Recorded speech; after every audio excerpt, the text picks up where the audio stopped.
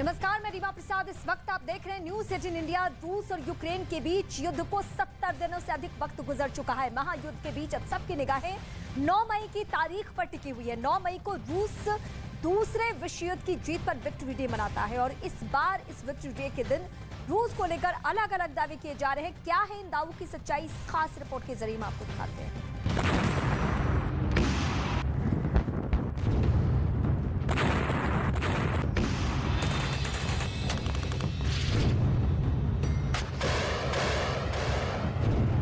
Ukraine के खिलाफ रूस के हमले को 70 दिन से ज्यादा हो चुके हैं। रूस ने इस दौरान न सिर्फ कई इलाकों पर हमला बोला, बल्कि कई इलाकों को पूरी तरह से तबाह भी कर दिया। लेकिन इन हमलों को अब भी रूस युद्ध नहीं मानता। रूस यूक्रेन के खिलाफ इन हमलों को अब तक सिर्फ सैन्य कार्रवाई ही बता रहा है। ऐसे में सवाल ये है कि क्या यूक्रेन के खिलाफ युद्ध अभी बाकी है? क्या असल में 9 मई को रूस यूक्रेन के खिलाफ जंग छेड़ने वाला है? 9 मई को लेकर कई तरह के दावे किए जा रहे हैं। हालांकि रूस इन दावों को न सिर्फ खारिज कर रहा है, बल्कि इसे बकवास भी बता रहा है। लेकिन ब्रिटेन की तरफ से लगातार ऐसे दावे किए जा रहे हैं और इसके पक्ष में तर्क भी दिया जा रहा है। एक हफ्ते पहले ही ब्रिटेन के रक्षा मंत्री वेन वॉलेस ने एक रेडियो को दिए इंटरव्यू में कहा था कि रूस 9 मई को विक्ट्री डे परेड में यूक्रेन पर अपनी जीत की घोषणा कर सकता है। हालांकि रूस इस युद्ध में जैसी सफलता की उम्मीद कर रहा था, वो उसे अब तक नहीं मिल सकी है। ऐसे में रूस के विक्ट्री डे परेड के दिन पुतिन विश्व के नाजियों के खिलाफ यूक्रेन में अपनी बड़ी सेना उतारने का ऐलान कर सकते हैं। तो सवाल ये है कि 9 मई को आखिर रूस करने क्या वाला है? जानकारों की माने तो 9 मई की विक्ट्री डे परेड के दौरान रूस यूक्रेन पर बड़े हमले का ऐलान कर सकता है। विक्ट्री डे परेड में शामिल 11,000 से अधिक सैनिकों को यूक्रेन में उतार सकता है। यूक्रेन के मारियोपोल पर पूर्ण कब्जे का ऐलान कर सकता है, जिसका ज्यादातर हिस्सा इस वक्त रूस के कब्जे में है। और एक बार फिर रूस कीव में एक बड़ी जंग शुरू कर सकता है। इसके पीछे बड़ी वजह ये है कि पिछले कई दिनों से यूक्रेन के पूर्वी हिस्से की घेराबंदी और आक्रामक हमलों के बाद अब रूस ने कीव पर भी फिर से हमले तेज कर दिए हैं। यूक्रेन के खिलाफ युद्ध शुरू होने के बाद से ही रूस की तरफ से ऐसे दावे की खबरें भी आती रही हैं कि रूस 9 मई तक इस युद्ध को खत्म करना चाहता है, ताकि वो एक साथ 2 जीत का जश्न मना सके। लेकिन मौजूदा हालात में ऐसा होता नहीं दिख रहा। ऐसे में 9 मई को यूक्रेन के खिलाफ बड़े जंग के दावे सच के करीब माने जा रहे हैं। इस बीच कुछ जानकारों का इस युद्ध के बारे में कुछ अलग ही दावा है, जिनके मुताबिक पुतिन यूक्रेन के खिलाफ इस युद्ध को जानबूझकर लंबा खींचना चाहते हैं और परमाणु हमलों की धमकी पुतिन के इसी प्लान का हिस्सा है। ऐसे दावे करने वालों का मानना है कि रूस को इस वक्त एक बड़े युद्ध की जरूरत है।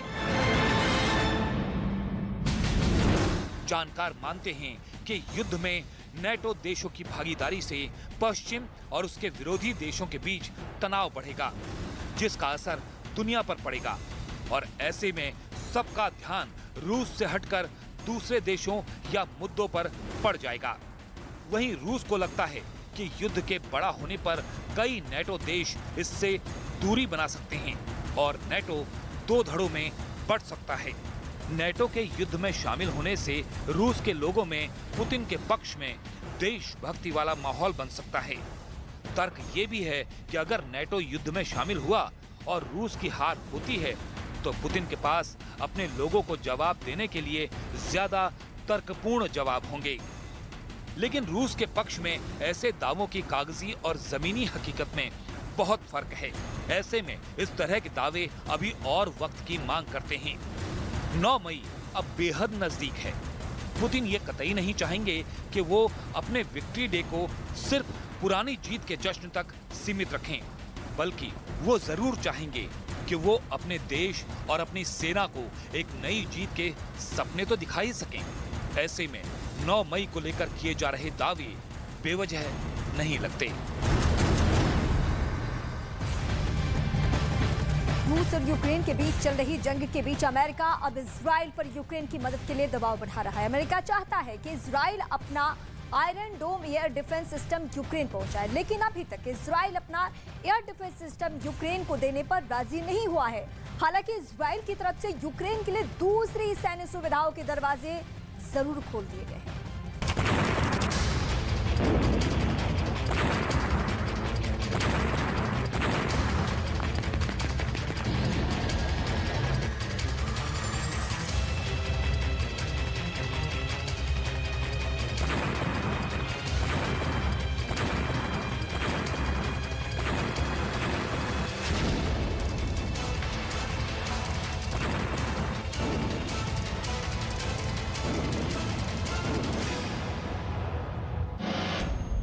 मई से पहले अमेरिका की बड़ी चाल, रूस के खिलाफ इजराइल की शक्ति का इस्तेमाल।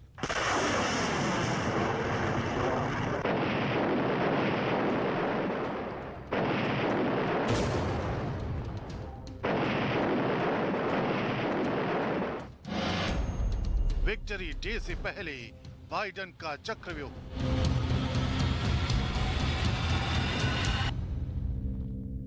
अमेरिका किसी भी कीमत पर इस जंग में रूस को घुटनों के बल लाना चाहता है।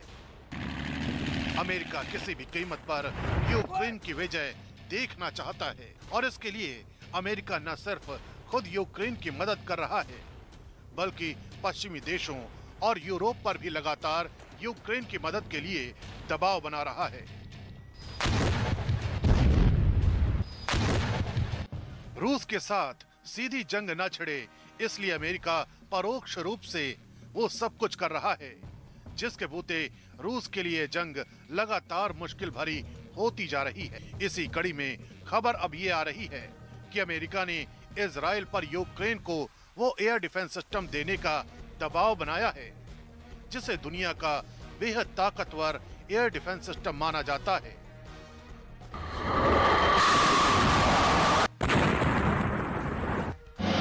नाम आयरन डोम, देश इजराइल, खासियत एयर डिफेंस सिस्टम।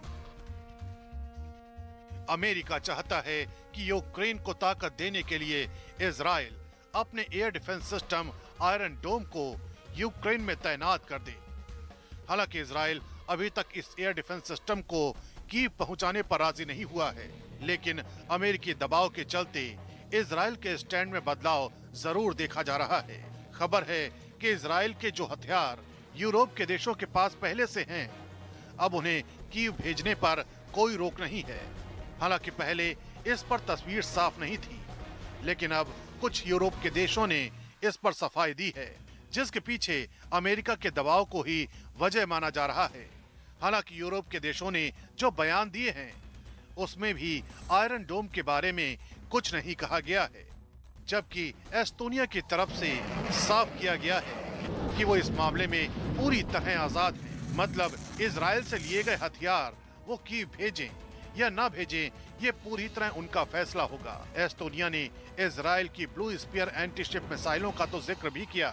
ये मिसाइलें किसी भी जंग में दुश्मन टैंकों के चिथड़े उड़ा सकती हैं। माना जा रहा है कि अमेरिका के दबाव की वजह से इजराइल ने अपने हथियारों से जुड़ी शर्तों में ढील दी है। वहीं बड़ी संख्या में सैनिकों के हेलमेट और बुलेट प्रूफ जैकेट भी इजराइल की तरफ से यूक्रेन पहुंचाए जाने की खबर है, लेकिन आयरन डोम पर अब तक इजराइल तैयार नहीं हुआ है। दरअसल इजराइल का आयरन डोम एक एयर डिफेंस सिस्टम है, जिसे इजराइल ने स्वदेशी तकनीक से विकसित किया है। हालांकि इसे विकसित करने में अमेरिका से वित्तीय और कुछ तकनीकी सहायता ली गई है। हाई टेक्नोलॉजी से लैस आयरन डोम एक छोटी दूरी का एयर डिफेंस सिस्टम है, जिससे रॉकेट या मोर्टार को हवा में ही नष्ट किया जा सकता है। खास बात ये कि आयरन डोम हर मौसम में काम कर सकता है। और आइए अब आपको दिखाते हैं कि अमेरिका इजराइल पर जिस आयरन डोम डिफेंस सिस्टम के लिए दबाव बना रहा है, वो काम कैसे करता है। आयरन डोम मोबाइल मिसाइल डिफेंस सिस्टम है। इस प्रणाली में कई उपकरण एक साथ मिलकर काम करते हैं। हमला होने के बाद इसमें लगा रडार पता करता है कि किस दिशा से कौन सा या कैसा रॉकेट या मोटर उसकी तरफ आ रहा है। उसी दौरान वो उसकी स्पीड और रास्ते का आकलन करके जानकारी कंट्रोल सेंटर के पास भेज देता है। इसके बाद कंट्रोल सेंटर बिना कोई देरी किए इंटरसेप्टर मिसाइल उसकी तरफ छोड़ देता है। लॉन्चर में लगी मिसाइल को कंट्रोल सेंटर या उसके अंदर लगे रडार से लगातार निर्देश मिलते रहते हैं और वो अपने निशाने का पीछा आखिर तक करती है। डिफेंस सिस्टम में लगी मिसाइल हमला करने आ रहे रॉकेट या लॉन्चर के करीब जाती है और हट जाती है।